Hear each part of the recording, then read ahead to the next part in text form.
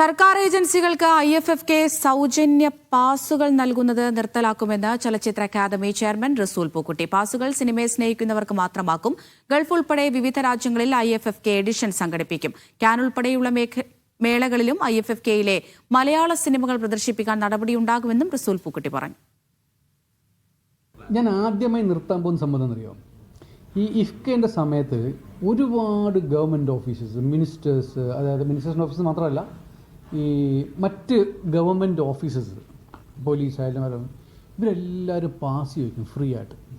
അപ്പോൾ ഒരു 15,000 പാസിൽ ഒരു 5,000 പാസ് ഇങ്ങനെ ഫ്രീ ആയിട്ട് കൊടുക്കുന്നു.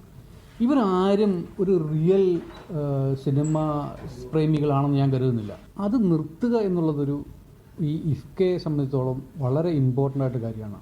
ഒരു 50% മലയാള സിനിമകൾ ഇന്ന് പ്രൊഡ്യൂസ് ചെയ്യുന്നത് മിഡിൽ ഈസ്റ്റിലുള്ള മലയാളികളാണ്. ആ മലയാളികൾക്ക് വേണ്ടി എന്തുകൊണ്ട് IFFK ദുബൈയിലോ അല്ലെങ്കിൽ മിഡിൽ ഈസ്റ്റിലോ ഏതെങ്കിലും സെൻറ്ററിൽ ഒരു IFFK എഡിഷൻ എന്തുകൊണ്ട് വന്നുകൂടാ? അപ്പോൾ പ്രോജക്റ്റ് എല്ലാം റെഡിയാണ്, അത് നമ്മൾ ഇംപ്ലിമെൻറ്റ് ചെയ്യാം.